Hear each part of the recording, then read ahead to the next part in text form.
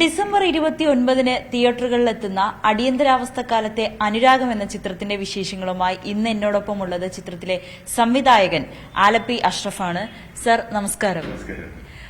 ഒരിടവേളയ്ക്ക് ശേഷം മലയാള സിനിമയിലേക്ക് ഒരു അനുരാഗ ചിത്രവുമായി വീണ്ടും എത്തുകയാണ്. എന്താണ് അടിയന്തരാവസ്ഥക്കാലത്തെ അനുരാഗം? ഇത് ശരിക്കും ഒരു അനുരാഗ കഥ തന്നെയാണ്. ഒരു പ്രണയം ഒരു പെൺകുട്ടിയോട് തോന്നുന്ന ഒരു പയ്യന്റെ കഥയാണ്. ആ പയ്യനും അവരുടെ കൂട്ടുകാരും. അപ്പൊ ഇന്നത്തെ ന്യൂജൻ പിള്ളേര് അന്നത്തെ ന്യൂജനെ കാണാൻ കിട്ടുന്ന ഒരു അവസരമാണ്. അവരെങ്ങനെയായിരുന്നു പ്രണയിച്ചിരുന്നത്. ഇന്നത്തെ പ്രണയം എന്ന് പറഞ്ഞാൽ ഇപ്പോൾ വാട്സപ്പും അല്ലെങ്കിൽ ഫേസ്ബുക്കും മറ്റേത് കുറെ സോഷ്യൽ മീഡിയ അങ്ങ് ഭയങ്കരമായിട്ട് വളർന്നിരിക്കുന്ന സമയമാണല്ലോ. ഇതൊന്നും ഇല്ലാത്തൊരു കാലഘട്ടമായിരുന്നു. ഞാനൊക്കെ കഴിഞ്ഞ് കടന്നു വന്ന ഒരു കാലഘട്ടമുണ്ട്. അന്ന് മൊബൈലില്ല, അന്ന് ടെലിവിഷൻ ഇല്ല, യാതൊരു പുരോഗമനവും ഇല്ലാത്തൊരു കാലഘട്ടമാണ്. അന്ന് പ്രണയം അവതരിപ്പിക്കുന്നത് പോലും കത്തുകളിലൂടെയാണ് കൈമാറുന്നത്. അവർക്ക് പറയാനുള്ള അതായത് ഇരുന്ന് സംസാരിക്കാനെന്നുള്ള ഇന്നത്തെ പോലെ സാഹചര്യമൊന്നും വന്നില്ല. അപ്പം എഴുത്തുകളാണ് കൊടുത്തിരുന്നത്. ആ എഴുത്തുൾപ്പെടെയാണ് ഞങ്ങൾ ഇതിനകത്ത് അവതരിപ്പിക്കുന്നുണ്ട് പ്രണയം നീങ്ങുന്നത്. ഈ എഴുത്തിൽ തന്നെ ചില പ്രത്യേകതകളുണ്ട്. സാധാരണ വിവരങ്ങളല്ല എഴുതുന്നത്. അതിനകത്ത് കുറെ സാഹിത്യവും കാര്യങ്ങളൊക്കെ അന്ന് ചേർക്കും. മയിലുകൾ നൃത്തമാടിയപ്പോൾ അങ്ങനെ ഇത് കണ്ടപ്പോൾ ഞാൻ നിങ്ങളെ ഓർത്തു, അങ്ങനെ ഓർത്തു, ഇങ്ങനെ ഓർത്തു എന്നൊക്കെ പറയും. ഒരുപാട് അങ്ങനെ തീവ്രത, പ്രണയത്തിന്റെ തീവ്രത കൂട്ടാൻ വേണ്ടി കുറെ സാഹിത്യമൊക്കെ ചേർത്ത് ഭയങ്കരമായിട്ട് ചേർക്കും. അപ്പൊ ആ കാലഘട്ടത്തില് ഉണ്ടാവുന്ന ഒരു ചെറിയൊരു അനുഭവ കഥ ഒരാൾ പറഞ്ഞു. ആ കഥ തന്നെയാണ് നമ്മൾ ശരിക്കും നടന്നൊരു കഥ തന്നെ ബേസ് ചെയ്താണ് പോകുന്നത്. ഇതിലെ പല സംഭവങ്ങളും ആ കാലഘട്ടത്തിനോട് യോജിച്ച രീതിയിൽ ഞങ്ങൾ എടുത്തു വെച്ചിട്ടുണ്ട്. ഇതിന്റെ 2-3 പ്രത്യേകത. ഒരു പ്രത്യേകത എന്ന് വെച്ചാൽ ഇതിനകത്തുള്ള സോങ് ഞാൻ വളരെ ശ്രദ്ധിച്ചാണ് ഇതിനകത്ത് ചെയ്തിരിക്കുന്നത്. 3 പാട്ടുണ്ട്.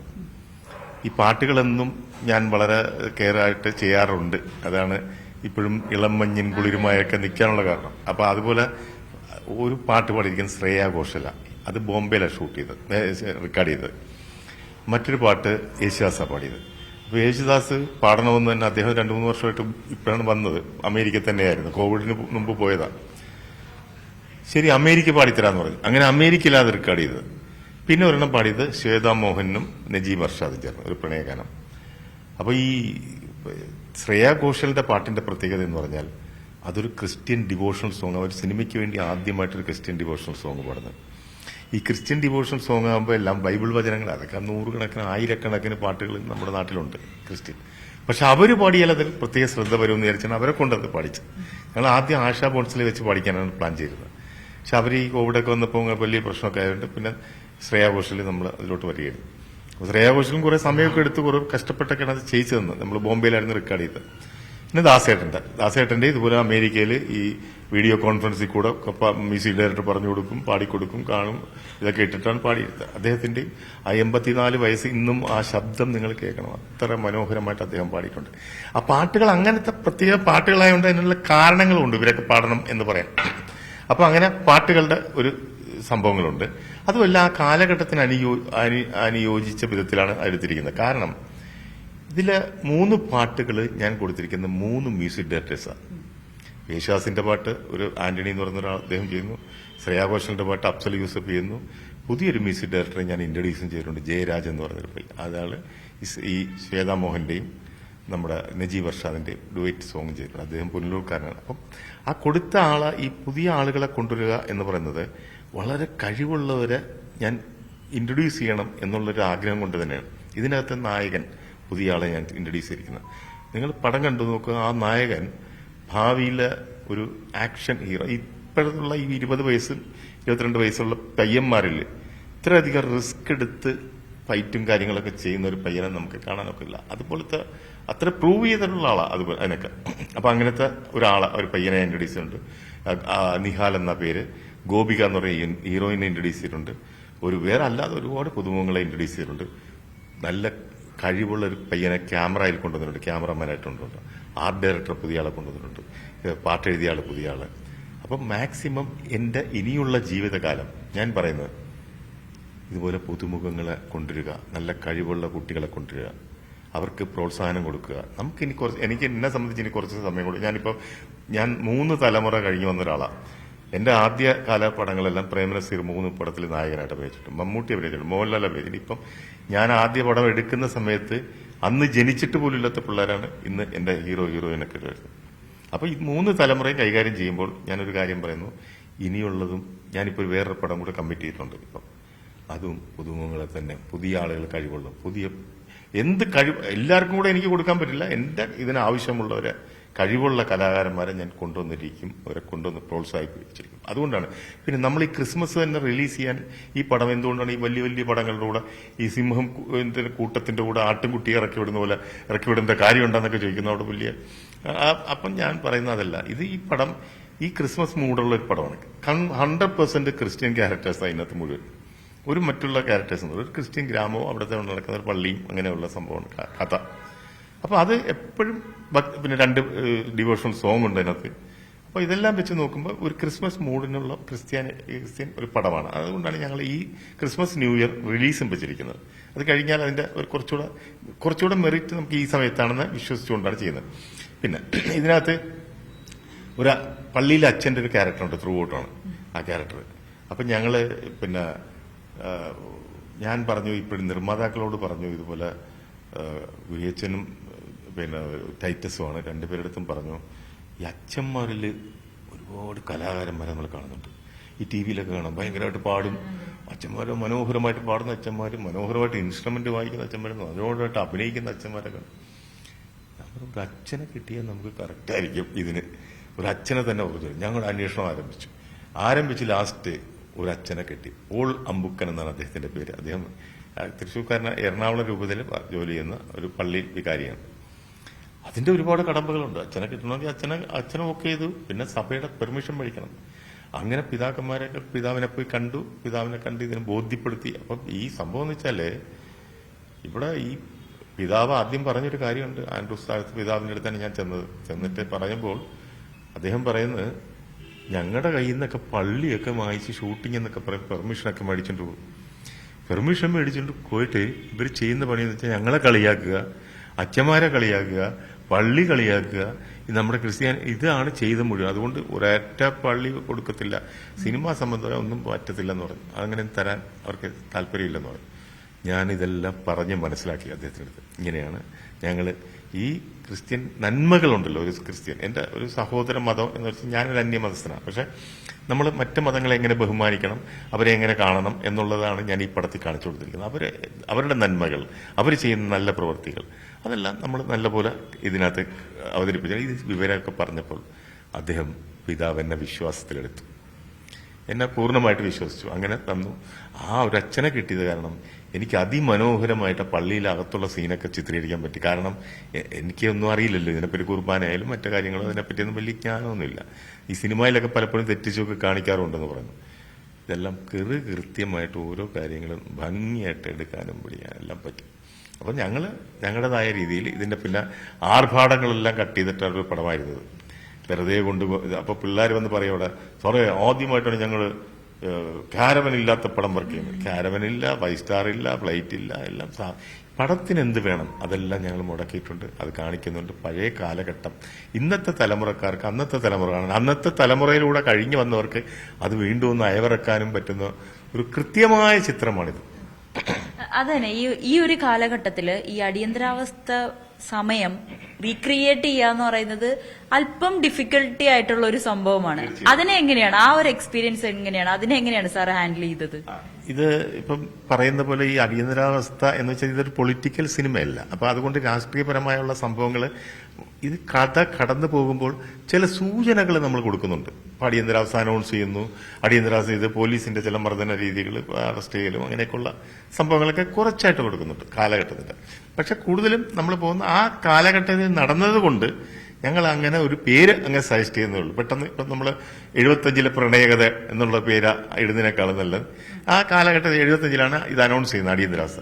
അപ്പൊ അടിയന്തരാവസ്ഥ കാലത്തെ അനുരാഗം, ആ കാലത്തുണ്ടായ ഒരു അനുരാഗവും അതിനെ തുടർന്നുണ്ടായ സംഘർഷങ്ങളും അതിനെ തുടർന്നുണ്ടായ സംഭവങ്ങളും ഒക്കെയാണ് ഇതിനകത്ത് നമ്മൾ പ്രതിപാദിച്ചിരിക്കുന്നത്. അപ്പൊ അതുകൊണ്ട് തീർച്ചയായിട്ടും ഇത് ആ കാലഘട്ടം കാണാൻ ഏറ്റവും മനോഹരമായിട്ട് ഞാൻ കടന്നുപോയ കാലഘട്ടം നമ്മുടെ ഒരു ലിമിറ്റ് ഇത് വെച്ചിട്ട് ഞാൻ മനോഹരമായിട്ട് അത് എടുത്തിട്ടുണ്ടെന്ന്. കാരണം ഇതിന്റെ ഓരോ സാധനങ്ങളും വളരെ എക്സ്പെൻസീവ് ആണ് ഓരോ ചെയ്യണമെങ്കിൽ. ഇപ്പൊ ഒരു സൈക്കിൾ റിക്ഷ ചവിട്ടിക്കൊണ്ടുവരുന്ന കാണിക്കുന്നുണ്ട്. ഈ സൈക്കിൾ റിക്ഷ എന്ന് പറയുമ്പോൾ അടുത്ത് കാണാം ഒരു സൈക്കിൾ റിക്ഷ. അത് പക്ഷെ അത് എറണാകുളത്ത് നിന്ന് ലോറിയിൽ അവിടെ കൊല്ലത്തെത്തിക്കാൻ തിരിച്ചു വരണം ഒരാൾ കൂടെ. ഇതിനൊക്കെ ഒരു ദിവസം തന്നെ ചിലപ്പോൾ 10,000-15,000 രൂപ ഒരു ദിവസം ചിലവാകും അതിന് വേണ്ടി. ഒപ്പം തന്നെ അതിന്റെ വീടും ഒക്കെ അല്ലേ, അതൊക്കെ സെറ്റ് ഇട്ടതല്ലേ? വീട് പൂർണ്ണമായിട്ട് സെറ്റ് ഇട്ട് നമ്മൾ പുതിയ, അതായത് ഈ പൈസ ലാഭിക്കുക എന്ന് പറയുന്നത് ഞാനൊക്കെ വളരെ ചെലവ് അഡ്ജസ്റ്റ് ചെയ്ത് പോകുന്ന ആൾക്കാരാണ്. കാരണം അതിന്റെ ഉദാഹരണം പലരും കണ്ടു മനസ്സിലാക്കി. ഞാനൊരു നായകന്റെ ഒരു വീട് ഉദാഹരണം, ആ നായകന്റെ വീട് നമുക്കൊരു കായലിന്റെ തീരത്തായിരിക്കണം എന്നൊരു നിർബന്ധം ഉണ്ടായിരുന്നു എനിക്ക്. ആ തീരം കുറച്ച് വിഷ്വൽ വീട്ടിൽ കിട്ടും, ഒരു സൺസെറ്റ് ഒക്കെ വരുമ്പോൾ അതിനെ കാണാനൊരു ഭംഗി കിട്ടും. അപ്പൊ 2 മുറിയും ഒരു അടുക്കളയായിട്ടുള്ള വീടാണ്. അപ്പൊ ഞങ്ങൾ സെറ്റ് ചെയ്യുന്ന ആർട്ട് ഡയറക്ടറായിട്ട് ഡിസ്കസ് ചെയ്തു. ബഡ്ജറ്റ് തന്നു, 9 ലക്ഷം രൂപ ബഡ്ജറ്റ് ഇട്ട് തന്നു. അതുപോലെ ഞാൻ പറഞ്ഞ ഒരു കാര്യം ഒന്നുകൂടെ സെക്കൻഡ് ഒപ്പീനിയൻ എടുക്കാൻ നമ്മൾ വെളിയിൽ കൊടുത്തപ്പം അയാൾ ഇതുപോലെ 9.5-10 രൂപ അകത്താവെന്ന് പറയും. അങ്ങനത്തെ ഒരു സംഭവം എടുക്കാം. കാരണം അവിടെ ട്രാൻസ്പോർട്ടേഷനൊക്കെ ഇച്ചിരി കുറവാണ്. ആ സ്ഥലം കായലിന്റെ സൈഡായുണ്ട്, വള്ളത്തിലൊക്കെ സാധനം കൊണ്ടുവരണം. ഞാൻ ഈ സാധനം ഒരാളുമായിട്ട് സംസാരിച്ചു. 1 ലക്ഷം വീട് എന്നൊക്കെ പറഞ്ഞ് വെക്കുന്ന ടീമുകളുണ്ട്. അപ്പൊ അവരുമായിട്ട് സംസാരിച്ചപ്പോൾ അതിലെ ഒരു പണിക്കാരനായിട്ട് സംസാരിച്ചു. ഞാൻ പറഞ്ഞ്, നിങ്ങളൊരു വീട് വെക്കുക, ആ വീട് പഴയ കല്ല് കൊണ്ടും പഴയ കട്ടിളകളും തടി സാധനങ്ങൾ കൊണ്ടും പഴയ ഓടും ഒക്കെ ഇട്ട് ഒരു വീടുണ്ടാക്കുക. ഞങ്ങൾ 2 മുറി എടുക്കും. ഒറിജിനൽ വീട് തന്നെ ആയിരിക്കണം, എല്ലാ ഫൗണ്ടേഷനൊക്കെ കിട്ടി നല്ല വീടായിരിക്കണം. അത് കെട്ടിയിട്ട് നിങ്ങൾ തന്നെ ഷൂട്ടിംഗ് കഴിഞ്ഞപ്പോൾ പൊളിച്ചുകൊണ്ട് പൊക്കും. ഞങ്ങൾ എത്ര രൂപ വരണമെന്ന് ചോദിച്ചു. അയാളെല്ലാം കൂടെ കൂട്ടി അയാൾ പറയും 2,15,000 തന്നാൽ 9 ലക്ഷം 10 ലക്ഷം പറഞ്ഞ സ്ഥലത്താണ്. നമ്മൾ അങ്ങനെ ചെലവ് മനോഹരമായിരുന്നു ആ വീടിട്ടപ്പം പക്കാണ്. കാരണം ഒരുപാട് പഴക്കമുള്ള സാധനങ്ങളായതുകൊണ്ട് പഴയ വീടായിട്ട് തന്നെ ഫീൽ ചെയ്യുന്നത്. രണ്ടാമതുകൊണ്ട് പുതിയതുണ്ടാക്കി പഴയതാക്കേണ്ട കാര്യമില്ല. പെർമിഷൻ എടുത്ത് ഒരു വീട് വെക്കണം എന്ന് പറഞ്ഞ് അവിടെ പഞ്ചായത്തിന്റെ പെർമിഷനൊക്കെ എടുത്തിട്ട് എല്ലാം കറക്റ്റായിട്ട് അവിടെ കോഴിക്കോട് കാര്യങ്ങൾ കിണർ ഒക്കെ ഉണ്ടാക്കി. അതുപോലെ എല്ലാം ഒരുപാട് കാര്യങ്ങൾ നമ്മൾ ചെയ്തിട്ടുണ്ട്. ഈ കളവണ്ടികൾ അതെല്ലാം തമിഴ്നാട്ടിൽ നിന്നൊക്കെ കൊണ്ടുവന്നാൽ ഷൂട്ട് ചെയ്തിരിക്കും. വളരെ സ്ട്രെയിനും പെയിനും ഒക്കെ എടുത്താൽ ചെയ്തിരിക്കും നമ്മൾ. അതിന്റെ റിസൾട്ട് ഉണ്ടെന്നാണ് ഇപ്പൊ കണ്ടവർ പറയുന്നത്. ഒപ്പം തന്നെ ഈ ഒരു കാലഘട്ടത്തിൽ 10 വർഷത്തിന് ശേഷമാണ് ഒരു സംവിധായകനായി എത്തുന്നത്. അതിനിടയിൽ ഒരുപാട് സിനിമകൾ അഭിനയിച്ചിട്ടുണ്ട്. അപ്പൊ ഈ ഒരു സംവിധായക രംഗത്തേക്ക് വീണ്ടും ഒരു ഇടവേളയ്ക്ക് ശേഷം വന്നപ്പോൾ ഒരുപാട് മാറ്റങ്ങളുണ്ടായി. ടെക്നിക്കൽ വൈസ് ഒത്തിരി മാറ്റങ്ങളുണ്ടായി. അതൊക്കെ എങ്ങനെയാണ് പഠിച്ചെടുക്കാൻ കഴിഞ്ഞത്? അതായത് ഞാൻ ആദ്യ പടം പ്രേമനസീറിനെ വെച്ചാ ചെയ്യുന്നത്, ഒരു മാടപ്പനായിട്ട്. അന്ന് എനിക്ക് വലിയ ടെക്നിക്കൽ പരിജ്ഞാനമൊന്നുമില്ല. ആകെ സംഭവങ്ങളൊക്കെ അറിയാം, ഇങ്ങനെ എടുക്കണം, ഇങ്ങനെ ആയിരിക്കണം എന്ന്. അപ്പോൾ കഥയൊക്കെ ഞാൻ ഉണ്ടാക്കി, ഞാൻ തന്നെ എല്ലാം സെറ്റ് ചെയ്ത്. അപ്പോൾ പ്രേംനസീറിന്റെ ഡേറ്റ് കിട്ടുക എന്ന് പറഞ്ഞാൽ അന്നത്തെ കാലത്ത് കിട്ടുക എന്ന് പറയുന്നത് മോഹൻലാലിന്റെയും മമ്മൂട്ടിയുടെയും കൂടെ ഒന്നിച്ച് കിട്ടുന്നതിന് തുല്യോ. ഗ്യാരണ്ടിയാ. അപ്പൊ തന്നെ കാശും ഡിസ്ട്രിബ്യൂഷനും എല്ലാം ആവും. അത്രയും ഗ്യാരണ്ടീഡ് നടനാ. അപ്പൊ ഞാന് അദ്ദേഹം എൻ്റെ അടുത്ത് ചോദിച്ചു, നിങ്ങൾ ഇതെങ്ങനെ ടെക്നിക്കലായിട്ട് നിങ്ങൾക്ക് എങ്ങനെ ഇതിന്റെ വലിയ പരിജ്ഞാനമൊന്നുമില്ല, എങ്ങനെ ഷൂട്ട് ചെയ്യുമെന്ന് ചോദിച്ചു. ഞാൻ പറയും, സാർ, മനുഷ്യൻ ചന്ദ്രനിൽ പോയി കാല് കുത്തിയിട്ട് വന്നിരിക്കുന്ന കാലമാണ്. നമുക്ക് വിചാരിച്ചാലെല്ലാം നടക്കും. ഇതൊക്കെ അറിയാവുന്ന പിള്ളേർ ഞാൻ ടെക്നീഷ്യന്മാരെ വെക്കും. എന്റെ ന്യൂനതകളൊക്കെ പരിഹരിക്കാൻ ഞാൻ അവരെ വെക്കുമെന്ന് പറയും. എന്ന് പറഞ്ഞ പോലെ ഞാൻ ഇപ്പോഴത്തെ കുറേയൊക്കെ ഞാൻ അപ്ഡേറ്റ് ചെയ്തിട്ടുണ്ട്. പക്ഷെ നമ്മുടെ ബാക്കി വർക്ക് ചെയ്തിരിക്കുന്ന എല്ലാം പുതിയ പിള്ളേർ, ന്യൂ ജനറേഷൻ പിള്ളേർ. ഞാൻ പറയും, പുതിയ ആൾക്ക് ചാൻസ് കൊടുക്കും. ക്യാമറാമാനൊക്കെ കൊച്ചു പയ്യന്മാരാ, 10-22 വയസ്സൊക്കെ ഉള്ള പിള്ളേർ പയ്യന്മാരാ. എല്ലാവരും അങ്ങനത്തെ അവരൊക്കെ അപ്ഡേറ്റ് ആണ് എല്ലാ കാര്യങ്ങളും. അപ്പം നമുക്ക് എന്തെങ്കിലും പുതിയ ടെക്നിക്കലായിട്ടുള്ള എന്തെങ്കിലും സംഭവം ഉണ്ടെങ്കിൽ അവർ പറഞ്ഞിരുന്നത് ഇങ്ങനെയാണ് സാർ, ഇങ്ങനെ ചെയ്താൽ കളറിങ് ഇങ്ങനെ ചെയ്യണം, അങ്ങനെ ചെയ്യണം, ഇങ്ങനെ ചെയ്യണം, ഇങ്ങനെ പോകണം, ഇത്രയേ ഉള്ളൂ. ബാക്കിയൊക്കെ നമ്മൾ തന്നെ പ്ലാൻ ചെയ്ത് ചെയ്യും. ഇപ്പൊ അതൊക്കെ ഉണ്ടാക്കുന്നതും ബാക്കി സാധനങ്ങൾ ഞാൻ പറഞ്ഞ എല്ലാം നമുക്കും പറഞ്ഞാൽ മനസ്സിലാവും. ഞാനും ഇപ്പൊ അതിലോട്ട് പോയിക്കൊണ്ടിരിക്കില്ലേ. ഈ 3 തലമുറയായാലും നമ്മൾ മാറ്റങ്ങൾ അനുസരിച്ച് മാറിക്കൊണ്ടിരിക്കണം, അപ്ഡേറ്റ് ചെയ്യണം. അപ്പൊ അങ്ങനെ തന്നെ പോകുന്നു. അതുകൊണ്ടാണ് ഞാൻ ഈ വീണ്ടും തുടരാനും അത് ചെയ്യാനും ഒക്കെ ഉള്ള സാഹചര്യം നമുക്ക് കിട്ടുന്നത്.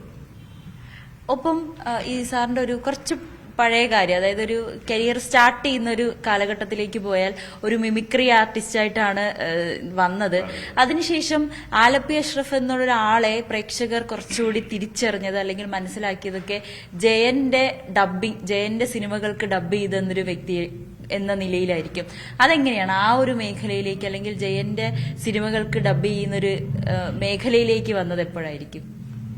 അല്ലേ, ഇന്നും ഞാൻ ഇതൊക്കെ സിനിമയിലൊക്കെ വന്ന് അഭിനയിച്ചിട്ടുണ്ടെന്ന് പറയുന്നു, അല്ലെങ്കിൽ സംവിധാനം ചെയ്തിട്ടുണ്ടെന്ന് പറയുന്നു.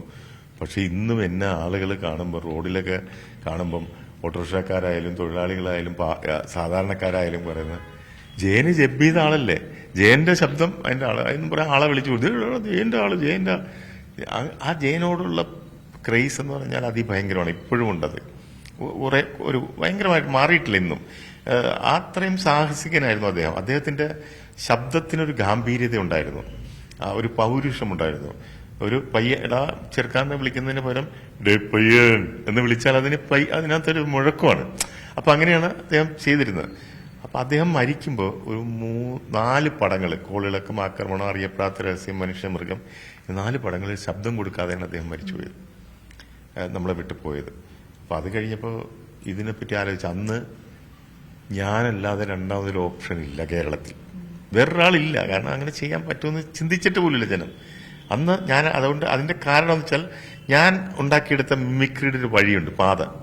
ഈ മിമിക്രി എന്ന് പറയുന്നത് പണ്ട് കാലം തൊട്ടുണ്ട്. കാരണം ആ മിമിക്രി എന്ന് പറയുന്നത് അന്ന് ട്രെയിനിന്റെ ശബ്ദം, കോഴി കൂവുന്ന, പട്ടി കരച്ചിൽ, പൂച്ച കരച്ചിൽ, ക്വാക്ക കൂ, ഇതൊക്കെയാണ്. ഈ സിനിമാ താരങ്ങളെ കൊണ്ടുവരാൻ പറ്റുമെന്ന് ഒരു ബഹളം ഉണ്ടാക്കി കൊടുത്തത് ഞാനാ ആദ്യമായിട്ട്.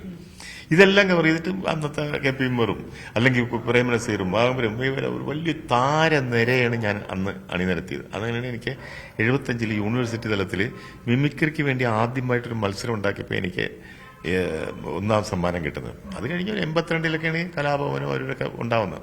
അപ്പൊ ഇത്രയോ പതിറ്റാണ്ട്, ഞാൻ 70-75 കാലഘട്ടം തൊട്ട് മിമിക്രി രംഗത്തുണ്ട്. അപ്പൊ ഇതൊരു ചേഞ്ച് ആയിരുന്നു. അപ്പൊ ആ ശബ്ദങ്ങൾ പിന്നീടാണ് പലരും അത് ചെയ്യാം എന്ന് മനസ്സിലാക്കി കൊടുത്തത്. ഞാൻ വഴി വെട്ടി തുറന്നു കൊടുക്കുകയായിരുന്നു ശരിക്കും. അത് ഞാൻ ലോകത്തിന്റെ പല ഭാഗത്തും അത് അവതരിപ്പിക്കാനും പറ്റി.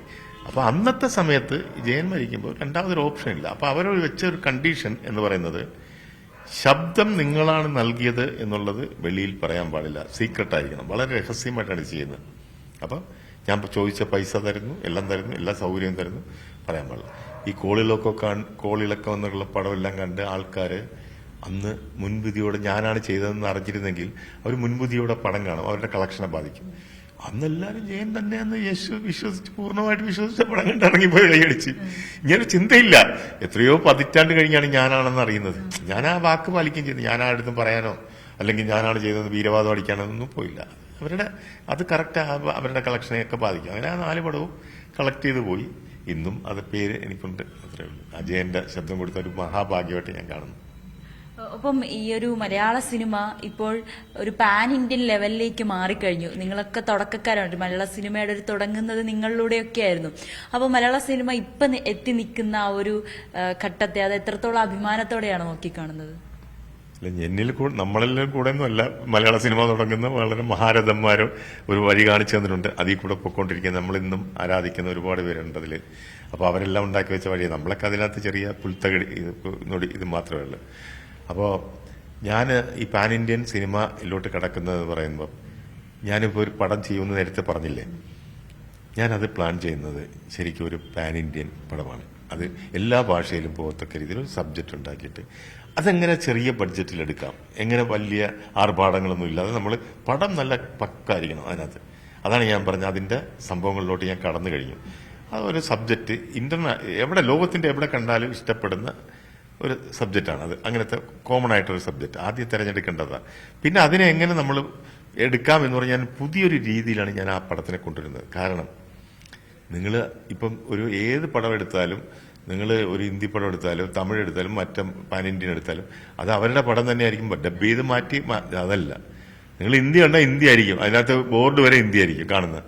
അത് എങ്ങനെ എടുക്കാം, അതിന് ഞാൻ ചില പ്ലാനും പദ്ധതിയും ഇതൊക്കെ ഉണ്ടാക്കിയിട്ടുണ്ട്. കാരണം സാധാരണ സിനിമയിൽ വരുന്ന പോലീസ് സ്റ്റേഷൻ, ഇതുപോലത്തെ ബോർഡുകൾ, സ്ട്രീറ്റുകൾ, അല്ലെങ്കിൽ അവരുടെ കൾച്ചർ, അങ്ങനെയുള്ള ഈവൻ ദൈവങ്ങൾ പോലും, ഡ്രസ്സിങ് കാര്യങ്ങൾ, ഈ മാതിരി കാര്യങ്ങളൊക്കെ നമ്മൾ അഡീഷണൽ ഇത്ര ദിവസം കൂടെ ഷൂട്ടിംഗ് എന്നും പ്രത്യേകം വെച്ചിട്ട് അതിനൊരു പ്ലാനിങ് ഒക്കെ ഉണ്ടാക്കി അങ്ങനത്തെ ചെയ്യാനുള്ള ഒരു പരിപാടിയിലാണ് ഞാൻ ഇപ്പോൾ പോകുന്നത്. അതൊരു വലിയ പരീക്ഷണമായിരിക്കും.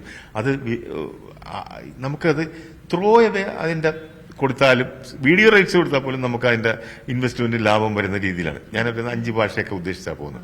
അപ്പം ഞാനത് ആ പ്ലാനിങ്, എന്റെ പ്ലാനിങ് അത് പക്കായിട്ട് ഞാനത് ചെയ്തു കഴിഞ്ഞാൽ ഒരുപാട് എനിക്ക് പുറകെ വരുന്ന ഒരുപാട് പേർക്ക് അത് ഗുണം ചെയ്യുന്ന ഒരു പ്ലാനിങ്ങിലാണ് ഞാൻ പുതിയൊരു പാത അതിലും ഉണ്ടാക്കുകയാണ് ഞാൻ ആ വഴികൾ. അപ്പൊ അതങ്ങനെ എടുക്കാം. ഉദാഹരണത്തിന് ഞാൻ പറഞ്ഞുതരാം. ഇപ്പൊ നമ്മൾ പോലീസ് സ്റ്റേഷൻ വരെയാണ്. പോലീസ് സ്റ്റേഷൻ നമ്മൾ കാണുന്ന പോലീസ് സ്റ്റേഷനകത്ത് നമ്മുടെ കേരള പോലീസ് ഷൂട്ട് ചെയ്തത് ടക്കെന്ന് മാറ്റിയ മറ്റേ ഇവരെ തെലുങ്കിന്റെ എടുത്താൽ തെലുങ്കിന്റെ എടുക്കും, തമിഴിന്റെ എടുത്താൽ തമിഴിന്റെ എടുക്കും. അതിന് ഞാൻ പറയാം 10 ദിവസം അഡീഷണൽ ഷൂട്ടിങ്. ഇതുപോലെ ബോർഡുകൾ കാര്യങ്ങൾ സ്ട്രീറ്റിൽ വരുന്നത് അതെല്ലാം അപ്പം മാറ്റിയിട്ട് അത് അപ്പം ഷൂട്ട് ചെയ്യുന്നത്. സ്ട്രീറ്റിലൊരു 200 പേര് നടന്ന് അങ്ങോട്ടും ഇങ്ങോട്ടൊക്കെ പോകുന്ന വണ്ടികളും കാറുകളൊക്കെ പോകുന്നുണ്ടെങ്കിൽ അതൊക്കെ സെയിം തന്നെ പൊയ്ക്കൊണ്ടിരിക്കും. ബോർഡുകളും ചേഞ്ചാക്കി എടുത്തോണ്ടിരിക്കും.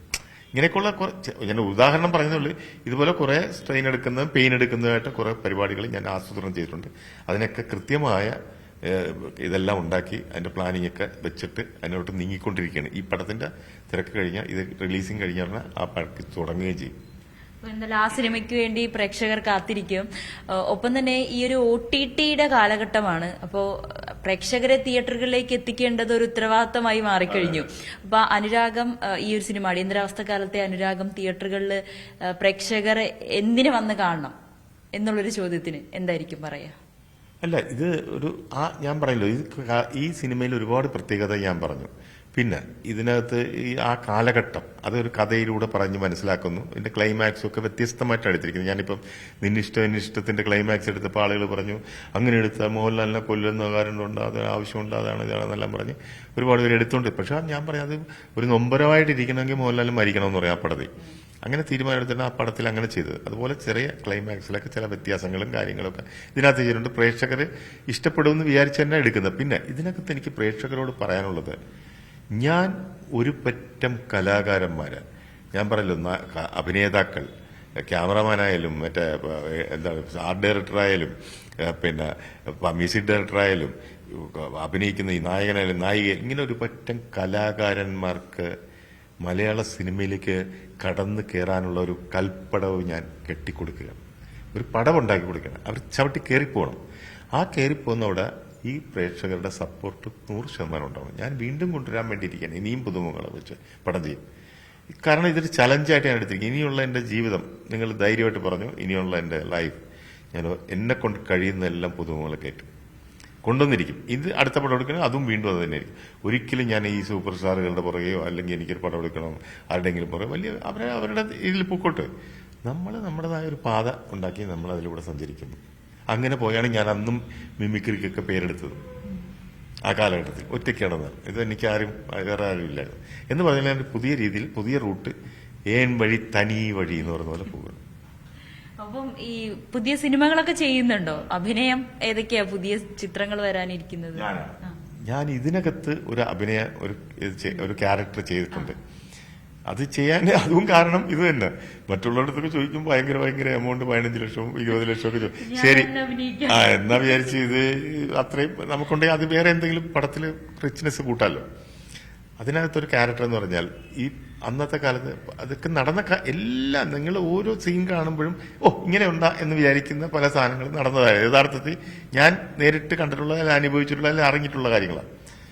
അപ്പൊ അന്നൊരു പോലീസ് ഇൻസ്പെക്ടർ ഉണ്ടായിരുന്നു. അയാൾ എല്ലാവരെയും അടിക്കുകയൊന്നും ചെയ്യത്തില്ല, തൊഴിക്കുകയാണ് ചെയ്യുന്നത്. ഒറ്റ തൊഴിയ പറഞ്ഞ് രണ്ടാമത് പറഞ്ഞു. അന്നത്തെ കാലത്ത് ഇതൊന്നും ചോദിക്കാനൊന്നും അറിയില്ല. ആ തൊഴിയിൽ മൂത്രമൊഴിച്ചിരിക്കുന്നത് മനസ്സിലായില്ല. അതാണ് തൊഴിയൻ എന്നാണ് അറിയപ്പെടുന്നത്. അപ്പൊ തൊഴിയൻ തോമ എന്ന് പറയുന്ന ഒരു സബ് ഇൻസ്പെക്ടറുടെ ക്യാരക്ടർ ഞാനാണ് അതിൽ ചെയ്യുന്നത്. അപ്പൊ അതിൽ കുറെ ചേഞ്ചുകളും കാര്യങ്ങളൊക്കെ വരുന്നുണ്ട്. അതും ഒരു ക്യാരക്ടറാണ്, പ്രധാനപ്പെട്ട ഒരു ക്യാരക്ടറാണ്. അപ്പൊ അത് ഞാൻ അഭിനയിക്കുന്നുണ്ട്. അത് എങ്ങനെ വരുമെന്ന് പ്രേക്ഷകർ വിലയിരുത്തട്ടെ. എന്തായാലും ഈ സിനിമ വലിയൊരു സക്സസ് ആവട്ടെ. ഈ സിനിമയിലെ എല്ലാ മേഖലകളിലും ചുവടുറപ്പിച്ചിട്ടുണ്ട്.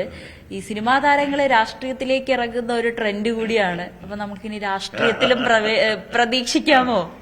അല്ല, ഞാൻ രാഷ്ട്രീയത്തിൽ വരണമെന്ന് ആഗ്രഹമുള്ള ഒരാളാണ്. ഉണ്ട്, രാഷ്ട്രീയത്തിലുണ്ട്. അതിനെപ്പറ്റി നമുക്ക് പിന്നീട് ഒരു അവസരത്തിൽ ഡിസ്കസ് ചെയ്യാം കേട്ടോ. തീർച്ചയായിട്ടും ഈ സിനിമ സംഭവത്തിൽ ഇപ്പൊ സിനിമയും കലയുമായിട്ട് നടക്കട്ടെ. എനിക്ക് രാഷ്ട്രീയം വ്യക്തമായിട്ടുള്ള ഒരാളാണ്. അപ്പോൾ രാഷ്ട്രീയ പ്രവേശനമൊക്കെ ഉടൻ നമുക്ക് പ്രതീക്ഷിക്കാം. എന്തായാലും എല്ലാവിധ ആശംസകളും. ഇനിയും ഇതുപോലെ നല്ല നല്ല പ്രണയ ചിത്രങ്ങൾ പ്രേക്ഷകരിൽ മുന്നിലേക്ക് എത്തിക്കുക. ഒപ്പം തന്നെ നല്ല ഒരു നടനായി വീണ്ടും. പ്രണയം ഇഷ്ടപ്പെടാത്തവരാരാളുള്ളത്?